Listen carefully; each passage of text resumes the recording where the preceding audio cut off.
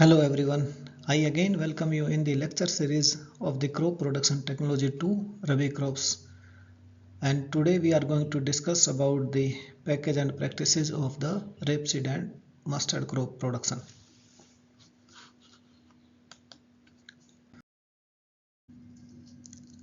अब रेपसीड और mustard ब्रिकेसी family से बिलोंग करते हैं और इसमें 8 डिफरेंट स्पीसीज आती हैं, जिसमें Indian rape, Indian mustard, turnip, canola, Ethiopian mustard, rocket salad. और इस फसल की खास बात यह है, इसके लीव्स को हम वेजिटेबल्स में भी यूज़ करते हैं और पशुओं के लिए फोडर में भी यूज़ करते हैं। लेकिन इसके फोडर में जब यूज़ करते हैं इसमें एक दिक्कत आती है, इसमें ग्लूकोसिलेट नाम का एक पदार्थ होता है जो पंजेंसी देता है, जिसके कारण जो इंसेक्ट जो ऑर्गेनिज्म इस पर फीड करते हैं उनको पाचन में बड़ी दिक्कत आती है।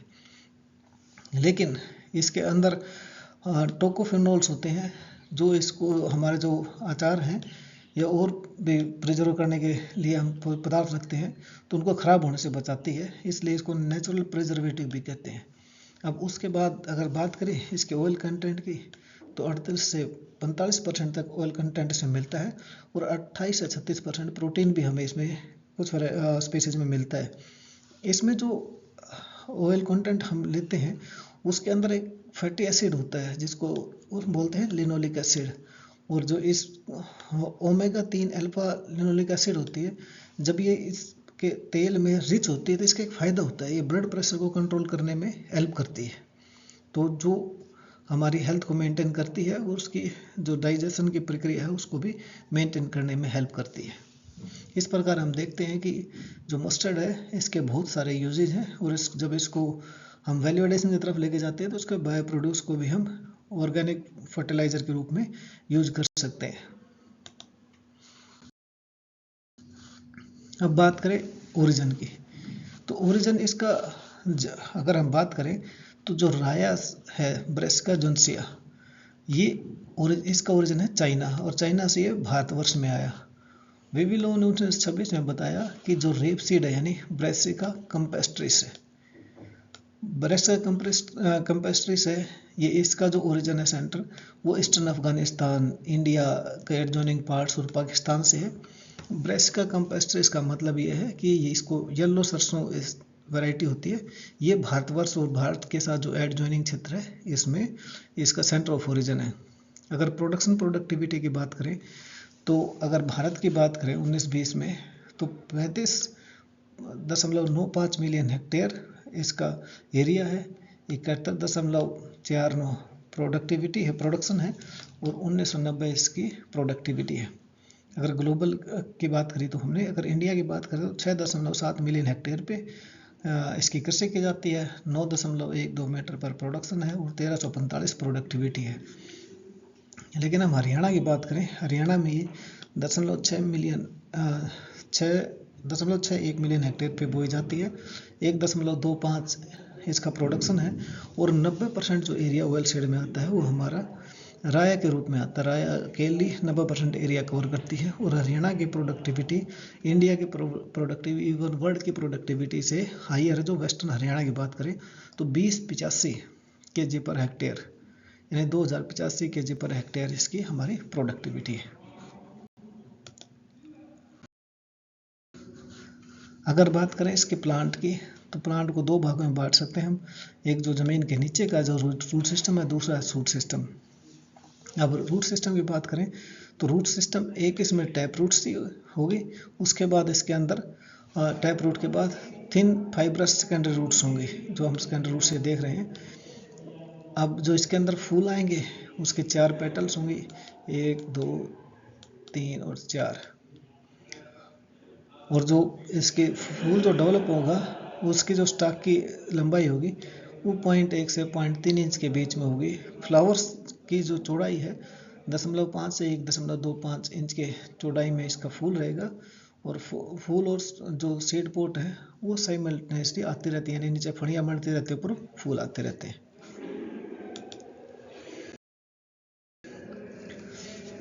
अब क्लासिफिकेशन करना चाहिए कि हम जब हमारे पास अलग अलग स्पीसीज हैं तो उनको हम कैसे जानेंगे। ब्रेसिका कैम्पेस्ट्रिस जिसका centre of origin India, Afghanistan और पाकिस्तान था, उसको टर्निप रेप बोलते हैं, येलो सरसों। ब्रेसिका कैम्पेस्ट्रिस ब्राउन सरसों, इसको टर्निप रेप ब्राउन सरसों। ब्रेसिका कैम्पेस्ट्रिस येलो तोड़िया, जैसे इंडियन रेप जिसकी सेंटर ऑफ ओरिजिन हमारा चाइना था। ब्रेसिका कैम्पेस्ट्रिस ब्लैक तोड़िया, इंडियन रेप यह है ब्लैक तोड़िया। ब्रेसिका जुनसिया, इंडियन मस्टर्ड जिसको हम राई बोलते हैं, ला बोलते हैं। ब्रेसिका जुनसिया वैरायटी रुगोसा, इसको पहाड़ी राई बोलते हैं। ब्रेसिका निग्रा ब्लैक मस्टर्ड है, बनारसी राई के नाम से जानते हैं। ब्रेसिका नेपस कैनोला, गोभी सरसों जिसको कहते हैं। और ब्रेसिका कैरिनाटा इथोपियन मस्टर्ड, करन राई इसका नाम है। और यूरिका स्टाइवा रॉकेट प्लांट तारामीरा, जो वैसे कंडीशंस में बोया जाता है जहाँ पानी की भी कमी हो, सोयल भी खराब हो, रेजिडुअल सोयल मॉइस्चर पे भी आसानी से हो जाती है। लेंथ ऑफ ग्रोइंग पीरियड अच्छी रहती है, लेकिन जहाँ इन ऑयल सीड वाली कोई फसल नहीं हो सकती वहाँ तारामीरा हो सकती है, उसको हम आगे पढ़ेंगे। अब बात करें रेप सीड और मस्टर्ड का डिफ्रेंसिएशन की, तो हमारे लिए जरूरी है दोनों पौधों को अलग अलग समझना। रेप सीड की हाइट हमेशा 1.5 मीटर से नीचे नीचे रहेगी, और जब मस्टर्ड का पौधा है उसकी हाइट 2 मीटर तक हो सकती है।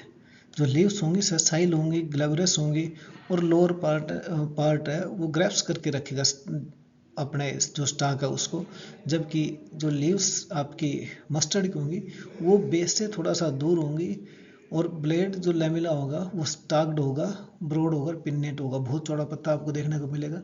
जैसे ये 2 वैरायटी रेपसीड है, इसका जो मेन स्टेम का पोर्शन है सीधा इसके साथ से ही लीव शुरू होती हैं, और इसमें ये मेन आपकी स्टेम है, इसके बाद ये लीव का पोर्शन जिसको पेटियोल बोलते हैं, फिर लीव शुरू होती है।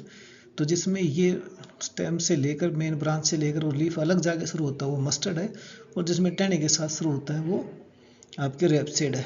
पत्तों की चौड़ाई इनकी ज़्यादा है, रेपसीड की चौड़ाई कम है। अगर फ्रूट्स की बात करें तो जो फ्रूटिंग बॉडी आएंगी हमारे रेपसीड में वो फड़ी के बिल्कुल नज़दीक होंगी, कंप्रेस्ड होगी, जबकि हम मस्टर्ड की बात करें तो जो इनकी फड़ियाँ होंगी स्ट्रॉन्ग होगी, इरेक्ट होंगी, और उनके बीच में स्पेस ज़्यादा होगा। अगर सीड की बात करें हम जो रेप सीड की, तो येलो या ब्राउन सरसों होती है हमारी, और उसमें स्मूथ सीड होते हैं, जबकि मस्टर्ड की बात करें तो ब्राउन से डार्क ब्राउन तक की कलर में इसके सीड होते हैं।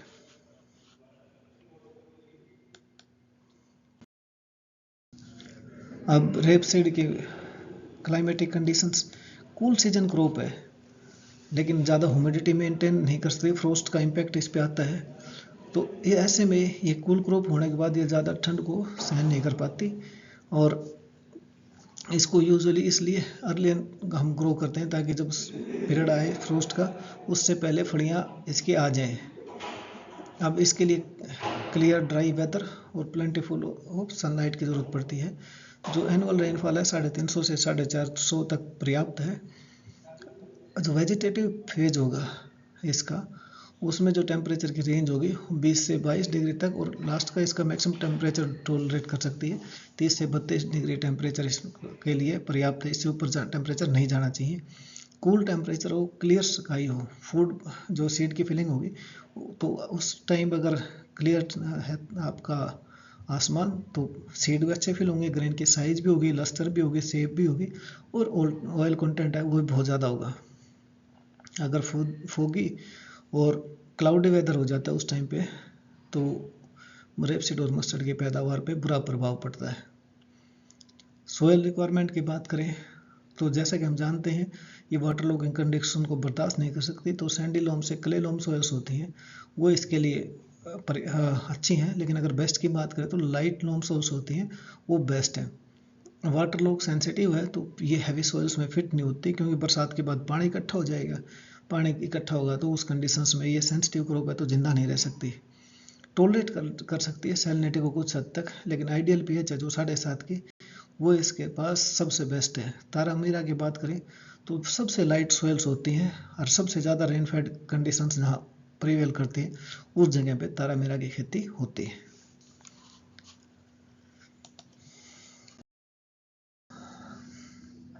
अगर बात करें क्रॉप रोटेशन की तो 2 ईयर का क्रॉप रोटेशन हमें मस्टर्ड में चाहिए भी। अगर मस्टर्ड लगाते हैं ना तो उसकी डिजीज के साइकिल ब्रेक हो जाए, जैसे ब्लैक ग्राम के बाद सरसों और राया, ग्वार के बाद ग्वार ग्रीन ग्राम में फिर सरसों या राया, मेज लगा सकते हैं, उसके बाद राया, राइस के बाद हम राया लगा सकते हैं या सरसों लगा सकते हैं।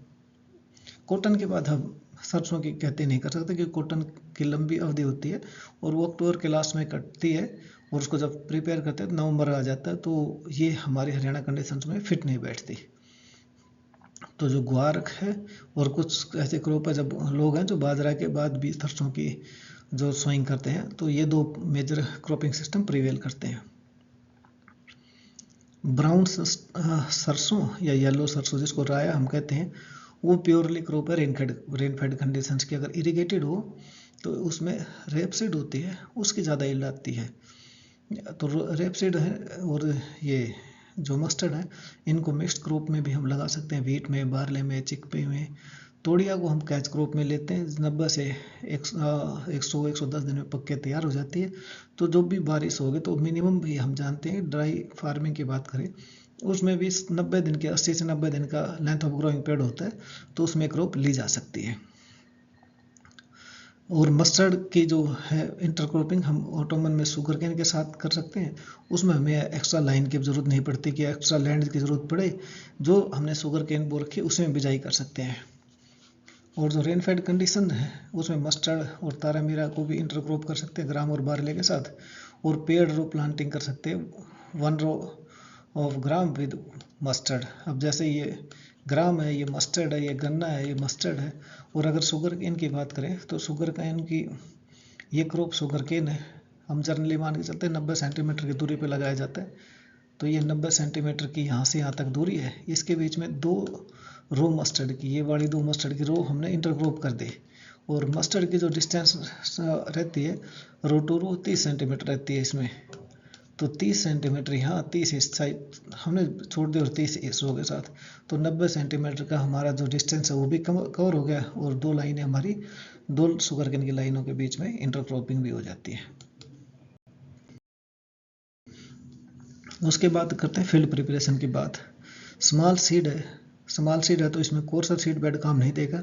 जितना मोटा सीड होगा, इसका मतलब हम कोर्सर जो टिलेज प्रैक्टिस है वो ऐसे ही करेंगे जिसमें फाइन सीड बेड ना बने। जब जितना बारीक बीज होगा, इसका मतलब उस पर बड़ा कोर्सर अगर हमने टिलेज प्रैक्टिस कर दे तो उसमें जर्मिनेट नहीं करेगा। तो उसके लिए हमें फाइन सीड बेड की ज़रूरत पड़ती है ताकि वो चारों तरफ से फाइन पार्टिकल से अटैच में आ जाए। जो हमारा सीड है वो मॉइस्चर का एब्जॉर्ब करे, न्यूट्रेंट को ले सके। तो इसमें जब फाइन सीड बेड करते हैं तो एक दिक्कत आ जाती है कि अगर बिजाई के बाद बारिश आती है तो उसके बाद क्रस्टेड नहीं होना चाहिए वो, वरना क्रस्टिंग हो जाती है तो फिर ये मस्टर्ड हमारी जर्मिनेट नहीं करती। इसके साथ साथ इतने ही साइज का लगभग बाजरा होता है, तो बाजरे में भी क्रस्टिंग की प्रॉब्लम आती है क्योंकि फाइनर सीड बेड होता है। जब बारिश की बूंदें आएंगी, इरीगेशन होगा तो स्प्लैश इरोजन होगा, और जैसे वो वापस नीचे जाएगा ज़मीन सूखते ही वो टाइट हो जाएगी और वो क्रस्ट बन जाएगी, उस पर पपड़ी बन जाएगी और वहाँ जर्मिनेशन होना मुश्किल हो जाता है। तो हमें किसी तरह से वो क्रस्टिंग को तोड़ना पड़ता है। अब इसका हमें पता है कि मस्टर्ड है उसकी एक टैप रूट होती है, बाकी फाइब्रस रूट सिस्टम होता है साथ में। तो हमें एक बार इसके साथ एक मोल्ड ब्रो से थोड़ी डीप प्लॉइंग करनी चाहिए, 2 प्लॉइंग और कल्टीवेटर से हमें गुड सीड बेड तैयार करना चाहिए। जब भी आप सीड बेड तैयार करोगे, प्लॉइंग के बाद हमें प्लैंकिंग करनी पड़ेगी ताकि वो खेत समतल होता चला जाए। अगर वो समतल नहीं हुआ, बारिश हुई या इरिगेशन हुआ, जहाँ पानी खड़ा होगा वहाँ फसल खराब हो जाएगी। और जब आप बिजाई करते हो तो उसके अंदर कोई स्टबल्स नहीं होना चाहिए, कोई क्लोड नहीं होना चाहिए, कोई वीड नहीं होना चाहिए, क्योंकि जब आप सोइंग करोगे तो जर्मिनेशन करते करते हो तो उसके साथ जब सोइंग ड्रिल टकराएगी तो उसकी डेप्थ ऑफ सोइंग चेंज हो जाएगी और उसी से उसका जर्मिनेशन डिपेंड करता है। अगर थोड़ी सी डीप गई तो जर्मिनेट नहीं करेगी। सोइंग टाइम है अक्टूबर, अगर आपने कंजर्व्ड सोइल मॉइस्चर पे या रेनफेड कंडीशन में, तो जो फर्स्ट फोर्टनाइट है 1 से 15 अक्टूबर के बीच इसकी बिजाई कर देनी चाहिए। अगर आपका पास अनइरिगेटेड कंडीशंस हैं तो आपको ये ध्यान रखना है कि 15 दिसंबर के बाद 15 अक्टूबर का जैसे जैसे पीछे जाओगे तो मॉइस्चर, क्योंकि तापमान ज़्यादा होता है, वो उड़ता चला जाएगा। तो हमें 15 तक कंप्लीट कर देनी है। अगर इरिगेटेड कंडीशन हो तो 20 से 25 अक्टूबर तक जा सकते हैं। मिनिमम टेम्परेचर है उसका, मैक्सिमम टेम्परेचर है वो 32 और नीचे का टेम्परेचर 20-22 डिग्री के बीच में होना चाहिए, तब इसका जर्मिनेशन सही होता है। और ये हमें ध्यान रखना चाहिए, अगर सोइंग हमें डिले कर देनी चाहिए अगर रेनफेड कंडीशन में तापमान ज़्यादा हो, क्योंकि जब 32 से ज़्यादा गया तो ऊपर की भूमि सूख जाएगी, ज़्यादा डेप्थ ऑफ सोइंग हम कर नहीं सकते, क्योंकि बहुत बारीक बीज है तो उसके अंदर स्टोर्ड फूड मेटल है वो थोड़ा है, स्टोर्ड फूड मेटल थोड़ा है, तो जर्मिनेशन करने में अगर डेप्थ ज़्यादा बढ़ गई तो उसके अंदर से वो जर्मिनेट करेगा तो कोई पहले उसकी लेंथ ही नहीं होगी प्लूम्यूल की, तो वो ज़मीन के अंदर ही रह जाएगा और गर्मी से वो हमारा पौधा इमर्ज नहीं होगा, मर जाएगा। उसके बाद बात करते हैं सीड रेट की। इरीगेटेड कंडीशन हो वहाँ 3 से 4 kg और रेनफेड हो तो 5 kg। दूसरी बात, इसमें जब भी आप बिजाई करोगे तो रोटो रो स्पेसिंग 30 सेंटीमीटर की रहेगी और प्लांट से प्लांट 10 से 15 सेंटीमीटर की, और डेप्थ ऑफ सोइंग 4 से 5 सेंटीमीटर से नीचे नहीं जानी चाहिए क्योंकि बहुत बारीक बीज है। और कंडीशन रेनफेड हो तो हमें उस स्पेसिंग बढ़ा देनी है, बढ़ा देने से क्या होगा, कम सीड एक्यूमुलेट होगा और जो ग्राउंड कवर रह जाएगा, और प्लांट्स को स्पेस के लिए, लाइट के लिए और न्यूट्रेंट के लिए कंपटीशन नहीं करना पड़ेगा। तो जो हमने एक्स्ट्रा बीज डाला है 5 kg तक या 3 से 4 kg के बीच में जो इरिगेटेड में है, तो उसमें हमें क्या करना चाहिए, 20 से 25 दिन में ऊपर जो हमने समझी है कि रेनफेड में 45 सेंटीमीटर और इरिगेटेड में 30, और पौधे से पौधे की दूरी 10 सेंटीमीटर आसपास रहनी चाहिए, तो बीच के पौधे हमें उखाड़ देने चाहिए। तो और ये प्रक्रिया हमें 20 से 25 दिन के बीच में करनी चाहिए। इस प्रक्रिया को हम थिनिंग बोलते हैं। फिर है वेराइटीज़ में पहला तोड़िया की। तोड़िया वो जो रेनफेड कंडीशंस में जिसको प्रेफर करते हैं, तो ये मीडियम हाइट का होता है, डार्क ग्रीन लीव्स होती हैं, बीज होता है मीडियम साइज का होता है, और जो इसका सीड का कलर है वो ब्राउन है। ऑयल कंटेंट इसका रेप से ज़्यादा होता है, 45% के करीब इसका हमारा ऑयल कंटेंट होता है। तोड़िया को हमने पहले भी पढ़ा कि कैच क्रॉप के रूप में लेते हैं, तो 90 दिन के आसपास ये पक के तैयार हो जाती है और 12 से 14 क्विंटल यील्ड पर हेक्टेयर है इसकी। फिर है इसकी दूसरी वैरायटी संगम, हाई यील्डिंग है, 15 क्विंटल की यील्ड है, लेट मैच्योरिटी है, 110 से 115 दिन में पकती है, प्लांट टाल है, बड़ा है, ब्रांच है, बड़ी बड़ी सी लिखवाती हैं, और स्मॉल ब्राउन सीड है, और इसका भी जो ऑयल कंटेंट है वो 45% है। TL15 प्लांट की वैरायटी मीडियम हाइट की है, अर्ली मैच्योरिटी 85 से 90 दिन में पक जाती है। इसके अंदर बहुत सारी प्राइमरी और सेकेंडरी ब्रांचेज होती है, बोल्ड सीड है, ऑयल कंटेंट 44%, लेकिन इसकी यील्ड कम है, 5 से 6 क्विंटल है, तो इसको जो व्हीट के साथ रोटेशन करते हैं उसमें भी फिट बैठ जाती है। इसके साथ कुछ ऐसी इंपॉर्टेंट वैरायटीज़ और हैं तोड़िया की, type 9 Bhavani, PT30, PT303, TL1, PT 507, M27, TS29, Agrani, BR23, Panchali, राउट 17 और PVT 37। उसके बाद तारामीरा की बात करते हैं। जो हमने बात की रेनफेड कंडीशंस, लाइटर सोयल जहाँ और कुछ नहीं होता वहाँ क्या कर देते हैं, तारामीरा सोइंग करते हैं। लंबी अवधि की 150 दिन मैच्योरिटी में लेती है, लेकिन 6 से 5 क्विंटल पर हेक्टेयर की यील्ड देती है, जिसका ऑयल कंटेंट 32 है। तो हरियाणा के लिए एक ही रिकमेंडेड वैरायटी है हमारे।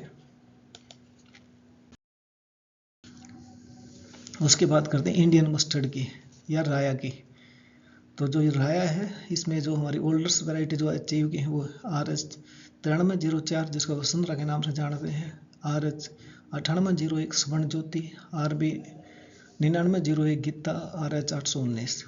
जो वैरायटियाँ हरियाणा के बहुत आसपास के हरियाणा, पंजाब, UP, राजस्थान में जो अच्छे नाम से जाने जाते हैं वो RH 30, जिनकी पैदावार भी अच्छी है। तो RH 30 ये इरीगेटेड और रेनफेड दोनों कंडीशंस के लिए उपयुक्त है। इसको आप मिक्स्ड क्रॉपिंग में कर सकते हो, लेट सोइंग में कर सकते हो, सेटरिंग नहीं होती, यानी अगर डिले कर देते हो थोड़ा बहुत आप हार्वेस्टिंग में, तो ये इसकी जो फड़ियाँ हैं वो झड़ती नहीं है। सीड्स बोल्ड्स हैं इसके, और ऑयल कंटेंट है इसका 40 दिन का, 135 दिन में पक के तैयार हो जाते हैं, और 20 से 22 क्विंटल पर हेक्टेयर की इसकी पैदावार है। 8812 जिसको लक्ष्मी नाम से जानते हैं, ये इरीगेटेड एरिया के लिए है, फर्टाइल सॉइल के लिए, ब्लैक सीड है, स्मॉल थिक लीव्स है, अपराइट ब्रांचिंग है, थिक फोल्ड है, 142 दिन में पक के तैयार हो जाती है, और 20 से 24 क्विंटल पर हेक्टेयर की पैदावार है, और इसमें 40% तेल की मात्रा है। अब T59 वरुणा, वाइडर एडेप्टेबिलिटी इसकी 140 से 42 दिन में पक के तैयार होती है, 40% तेल है, बोल्ड सीड है, और एवरेज यील्ड इसकी भी RH 30 की तरह 20 से 22 क्विंटल पर हेक्टेयर है। RB50।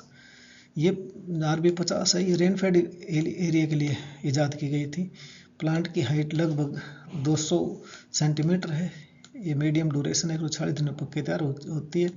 ऑयल कंटेंट है इसके अंदर वो 39% है और average yield 18 quintal per hectare है। उसी तरह हमराया वैरायटीज की जो उत्तम वैरायटी और नई आई है RH 749, ये इरिगेटेड एरियाज के लिए है। 40% ऑयल कंटेंट है, 145 से 148 दिन में पक के तैयार हो जाती है। इसकी एवरेज यील्ड आती है 25 से 27.5 क्विंटल पर हेक्टेयर। अगर उसके बाद आई RH 725, ये वैरायटी भी इरिगेटेड और रेनफेड दोनों इलाके के लिए है। टाइमली सोन कंडीशंस के लिए है और ये भी 145 दिन में पक के तैयार हो जाती है और 40% इसमें ऑयल है और यील्ड है इसकी 25 से 27 क्विंटल, जैसे 749 की थी।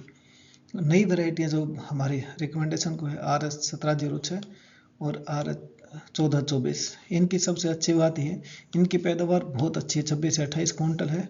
अर्ली है, 135 दिन में तैयार हो जाती है और 40% के करीब इनमें प्रोटीन कंटेंट है और ये इरिगेटेड एरिया के लिए सूटेबल है और यूरिक एसिड इसके अंदर कम होता है, इसलिए ये कंजम्पशन के लिए, ह्यूमन कंजम्पशन के लिए बहुत अच्छी वैरायटीज है। उसके बाद आती है येलो सरसों। येलो सरसों YS 401 टाइमली सोन है और ये इंडिया में लगभग हर जगह बोई जा सकती है। शॉर्ट ड्यूरेशन है, 115 से 120 दिन में पक्के तैयार हो जाती है और इसकी एवरेज यील्ड है 17 से 19 क्विंटल पर हेक्टेयर और ऑयल कंटेंट है इसका 45%। इसके सिवा येलो सरसों की कुछ और वेराइटीज़ हैं जो इंडियन लेवल पे जिनकी रिकमेंडेशन है YST 151 type 42, K88, YS 24, Vinoy PS 66, PYS 842 और NDYS 842। ब्राउन सरसों में दो सरसों हमारे